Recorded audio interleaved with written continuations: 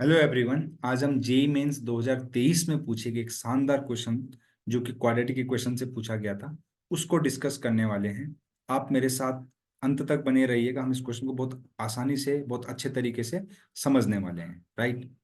तो देखिए, यहाँ पर क्वेश्चन में क्या बोला गया है, पहले वो हम समझ लेते हैं, फिर उसके बाद क्वेश्चन को सॉल्व करेंगे। इसमें बोला गया है कि m and n be the number of real roots of quadratic equation. तो यहाँ पे क्वाड्रेटिक इक्वेशन दी गई है और यहाँ पर एक दूसरी क्वाड्रेटिक इक्वेशन दी गई है।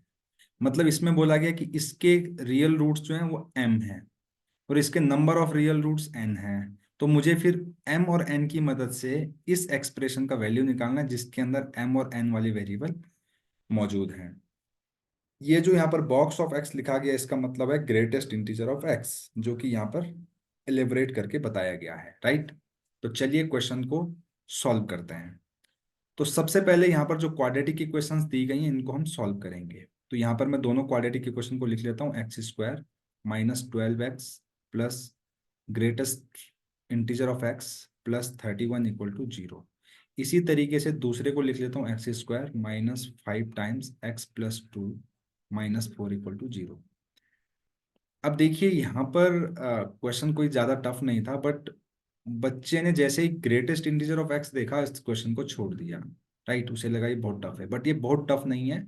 बस जनरली आपको थोड़ा से फंक्शन का कॉन्सेप्ट पता होना चाहिए कि जो ये GIF है ये क्या रिप्रेजेंट करता है, राइट। तो देखिए, इस टाइप का कभी भी क्वेश्चन पूछा जाए तो इसको सॉल्व करने का आसान तरीका ये है कि x square minus 12x plus 31 को ऐसा लिख लीजिए और इसको दूसरी साइड लेके चले जाइए, minus of G I F of x.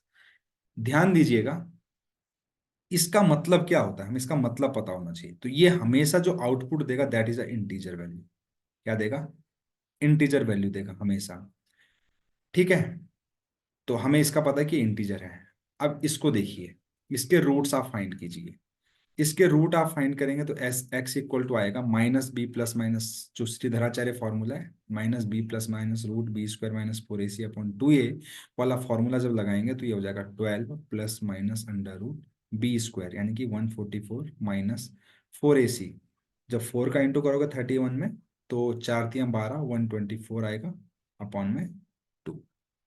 जब इसको फर्दर सॉल्व करोगे तो ये आएगा 12 प्लस माइनस अंदर से अंदर बचेगा 20 को हम लिख सकते हैं 2√5 upon 2।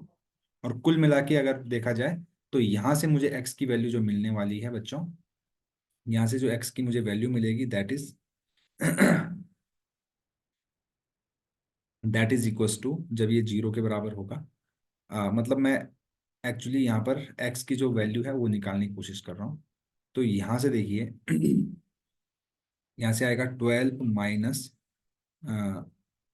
Sorry 6 plus minus √5, right. वैसे यहाँ से x के कुछ इंटीग्रल वैल्यू भी आएंगी। तो अगर आप इनको कंपेयर करके देखोगे, लेट से यहाँ से x की वैल्यू अगर 6 प्लस √5 में रखता हूँ यहाँ से, राइट। अगर मैं यहाँ में रख दूँ 6 प्लस √5 को और यहाँ में रख दूँ, राइट, या फिर मैं कोई इंटीग्रल वैल्यू रख दूँ, राइट। अगर माना बात मैंने यहाँ पर -1 रख दिया, आप वेरीफाई कर लेना ये दोनों LHS और RHS जो है वो क्या नहीं होंगे, मैच नहीं होंगे, राइट। क्या नहीं हो पाएंगे? मैच नहीं हो पाएंगे। या फिर देखिए, अगर मैं x की वैल्यू यहाँ पर LHS में रखूं 6 प्लस √5 से x इक्वल टू, अगर मैं 6 प्लस √5 रखूं तो यहाँ से देखिए लेफ्ट हैंड साइड से मुझे 0 वैल्यू मिलेगा और राइट साइड से मुझे क्या मिलेगा, माइनस ऑफ 6 प्लस √5 का इंटीग्रल वैल्यू।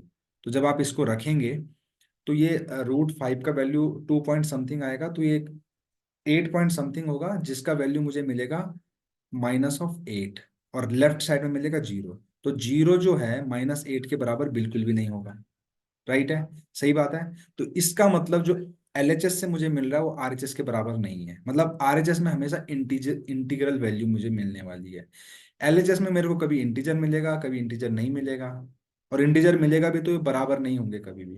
तो इसका मतलब इस वाले क्वाड्रेटिक इक्वेशन का नो सॉल्यूशन होगा, यानी कि नो सॉल्यूशन, यानी कि n = 0। इसने बोला था कि इसके कितने रियल सॉल्यूशन होंगे, तो इसके रियल सॉल्यूशन की वैल्यू 0 है। अब चलते हैं हम दूसरे इक्वेशन पे। अब आप देखिए इसको, इस वाले पार्ट को देखिए, यहाँ पर मॉड लिखा गया और जनरली बच्चे इस मॉड को देख के डर जाते हैं, बट ये बहुत इजी होता है बच्चों। कभी भी अगर आपको मॉड दिखाई दे तो मॉड को हमें ओपन करना होता है। मॉड को ओपन कैसे करते हैं, अगर मॉड एक्स दिया गया है तो उसको लिखते हैं बच्चों डायरेक्ट एक्स या फिर माइनस एक्स। एक्स कब लिखते हैं, जब मॉड के अंदर लिखी हुई क्वांटिटी पॉजिटिव है। तो पॉजिटिव कब होगी, जब x is greater than equal to zero होगा। और माइनस एक्स कब होगा, जब x is less than zero.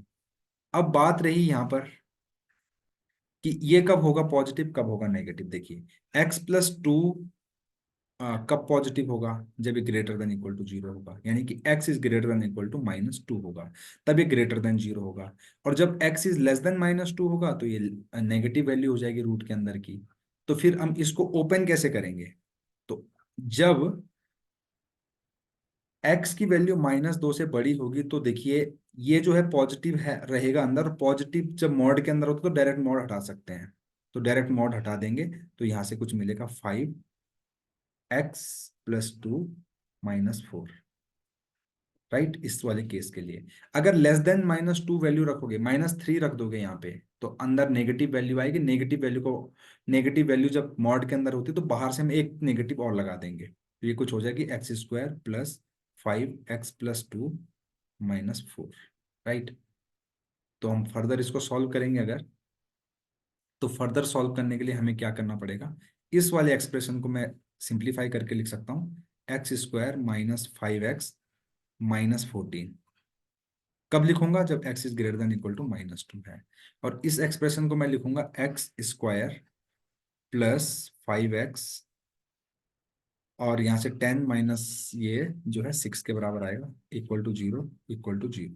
कब लिख सकता हूँ, तभी लिख सकता हूँ जब x इज लेस देन -2 है। अब आप इक्वलिटी दोनों तरफ नहीं लगाएंगे, एक किसी एक के साथ ही लगाएंगे। राइट, इस तरीके से मैंने लिख लिया जो क्वेश्चन मुझे दिया गया था।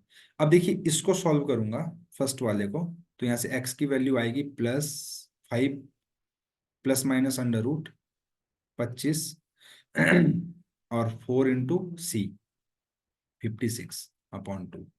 देखेंगे आप तो x इक्वल टू आएगा 5 प्लस माइनस, इन दोनों को ऐड करो, आई थिंक आपको 81 मिलेगा। 81 जो होता है 9 का स्क्वायर होता है /2। तो यहाँ से मुझे x की दो वैल्यू मिलेगी, 5 9 14/2 यानी कि 7, और 5 - 9 यानी कि -4/2 यानी कि -2 मुझे यहाँ से मिलेगी। ठीक है, अगर आप इसको सॉल्व करेंगे यहाँ से मुझे x की वैल्यू मिलेगी -5 ± √b² यानी कि 25 - 4ac, यानी कि 4×6 = 24/2, यानी कि x की जो वैल्यू मुझे मिलेगी -5 +- 7/2। अब ऐड करोगे, प्लस वाला साइन लोगे तो आपको मिलेगा 2/2 यानी कि 1। और अगर आप नेगेटिव साइन लोगे -12/2 यानी कि -6। ध्यान से देखिएगा, इसने कंडीशन लगाई थी कि ये वाली जो इक्वेशन है, ये वाली इक्वेशन जो है, इसके लिए x की वैल्यू लेस देन -2 होनी चाहिए। तो इन दोनों सॉल्यूशन में 1 जो है वो तो हो जाएगा रिजेक्ट। क्यों हो जाएगा रिजेक्ट, क्योंकि -2 से छोटा नहीं है, और ये हो जाएगा एक्सेप्ट। इसी तरीके से देखिए फर्स्ट वाली इक्वेशन में जो रूट्स x की वैल्यू आनी चाहिए थी वो ग्रेटर देन इक्वल टू -2। तो देखो एक वैल्यू -2 है, क्योंकि इक्वलिटी लगी है तो इसको एक्सेप्ट करेंगे। और 7 भी -2 से बड़ा होता है, इसको भी एक्सेप्ट करेंगे। यानी कि total number of solution second equation के लिए जो था m इक्वल टू आ गया 3। तो अब मेरे पास n का वैल्यू है 0, m का वैल्यू है 3। हमसे पूछा गया है m² + mn + m²। n का वैल्यू 0 है, mn 0 है, n का वैल्यू 0 है तो mn 0 हो जाएगा, तो 0 + 0। m का वैल्यू 3 है तो 3 का स्क्वायर 9। तो हमारा आंसर जो इस क्वेश्चन का हो जाएगा वो हो जाएगा 9। तो अगर आपको ये सॉल्यूशन पसंद आए तो प्लीज चैनल को लाइक शेयर और सब्सक्राइब करना बिल्कुल ना भूलें। Thank you very much.